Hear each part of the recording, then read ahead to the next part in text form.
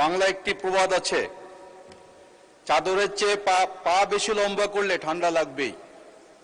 আজকের বাজেটটি দেখে সে কথাই মনে পড়ে। রাজস্ব আহরণ, বিনিয়োগ, কর্মসংস্থানের বাস্তব চিত্র বিবেচনা না করেই এমন সব লক্ষ্য নির্ধারণ করা হয়েছে যা উচ্চাভিলাষী হলেও বাস্তবায়নযোগ্য কিনা সে বিষয়ে যথেষ্ট সন্দেহ থাকবে। মাননীয় স্পিকার, এই বাজেট অনেকটা আকাশ কুসুম কল্পনার মতো, বাস্তবতার মাটিতে দাঁড়িয়ে নয়, বরং কল্পনার আকাশে উড়ে এই বাজেট তৈরি করা হয়েছে। এই বাজেটে রাজস্ব আয়ের যে লক্ষ্য ধরা হয়েছে তা অনেকটা ঘোড়ার আগে গাড়ি জুড়ে দেওয়ার মতো। আয়ের নিশ্চয়তা ছাড়াই ব্যয়ের বিশাল লক্ষ্য নির্ধারণ করা হয়েছে। এই বাজেট অনেকটা হাতির বোঝা ছাগলের ঘাড়ে চাপানোর মতো। অর্থনীতির বর্তমান সক্ষমতার তুলনায় লক্ষ্যমাত্রা অত্যন্ত উচ্চাভিলাষী। মজবুত ভিত্তি ছাড়া সুস্থ ভবন দাঁড়ায় না। মাননীয় স্পিকার, এই বাজেটও বড় বড় লক্ষ্য নির্ধারণ করা হয়েছে, কিন্তু বাস্তবায়নের ভিত্তি অত্যন্ত দুর্বল। মাননীয় স্পিকার, আজ আমি 2026-27 অর্থ বছরের বাজেট নিয়ে একটি গুরুত্বপূর্ণ বিষয়ে সরকারের দৃষ্টি আকর্ষণ করতে চাই। সেটি হলো ক্ষুদে বিজ্ঞানী, উদ্ভাবক ও তরুণ গবেষকদের জন্য বাজেটে দৃশ্যমান কোনো বরাদ্দ, কর্মসূচি বা নীতিগত নির্দেশনা না থাকা। একটি প্রবাদ আছে, আজকের শিশু আগামী দিনের নেতৃত্ব।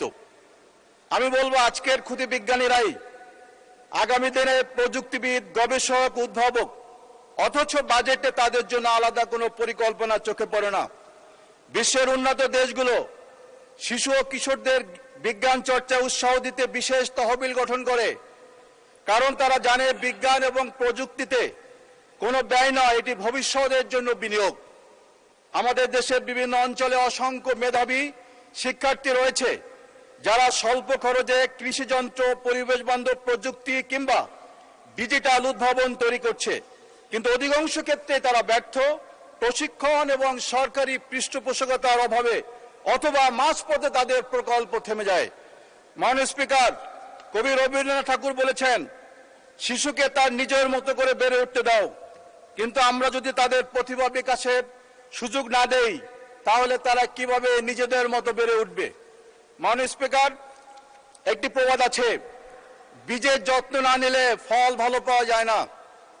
ক্ষুদে বিজ্ঞানীরা হচ্ছে সেই বীজ।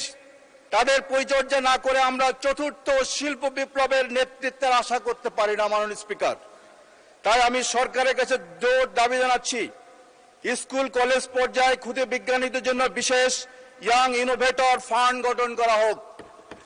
মাননীয় স্পিকার, বাজেটে ক্ষুদে বিজ্ঞানীদের জন্য সুনির্দিষ্ট কর্ম পরিকল্পনা ও নির্দেশনা অন্তর্ভুক্ত করা হোক। মাননীয় স্পিকার, আমরা যদি শুধু রাস্তাঘাট, ভবন, অবকাঠামো নির্মাণ করি কিন্তু মেধা নির্মাণে যদি বিনিয়োগ না করি তাহলে উন্নয়ন টেকসই হবে না। আজকের ক্ষুদে বিজ্ঞানীর হাতে আগামীর বাংলাদেশের ভবিষ্যৎ।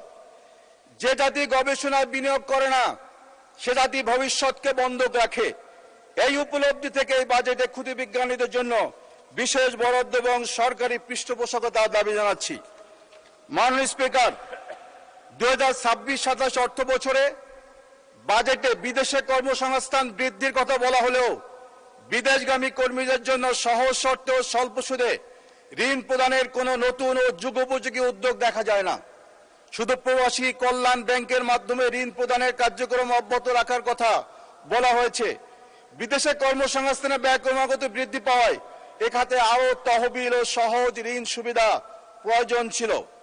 মাননীয় স্পিকার, আমি আরেকটি অত্যন্ত গুরুত্বপূর্ণ বিষয় সরকারের দৃষ্টি আকর্ষণ করতে চাই। সম্প্রতি ঋণ খেলাপি ঋণগ্রস্ত বলে উল্লেখ করার প্রবণতা দেখা গেছে। আমি আর তীব্র বিরোধিতা করি। কাককে কাক না বলে যদি ময়ূর বলি তাতে কাকের চরিত্রের পরিবর্তন হয় না। মাননীয় স্পিকার, আমি আপনার কাছে একটু সময় বাড়িয়ে নিতে চাই। মাননীয় স্পিকার, কারণ হচ্ছে আমি এই ঋণ খেলাপের মতো সময় খেলাপি না, সময়গ্রস্ত। মাননীয় স্পিকার, জি, 1 মিনিট বর্ধিত করা হলো, 1 মিনিট। মাননীয় স্পিকার, শুধু শব্দের ব্যবহার ভাষাগত বিষয় না, এর সঙ্গে জড়িত আছে নীতি নৈতিকতা জবাবদিহিতা। সেই কারণে ঋণগ্রস্ত ঋণ খেলাপি কখনো এক জিনিস নয়।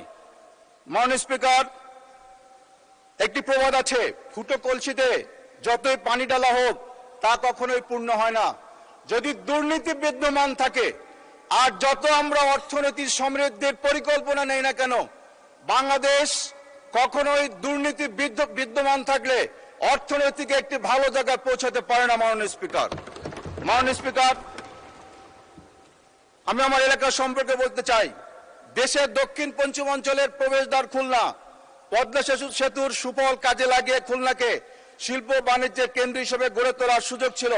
2026-27 বাজেটে খুলনার উদ্দেশ্যে উল্লেখযোগ্য কোনো মেগা প্রকল্প, জলবদ্ধ নিরসন কর্মসূচি, সুন্দরবন সুরক্ষা প্রকল্প কিংবা মংলা বন্দর কেন্দ্রে বিনিয়োগ পরিকল্পনা নেই।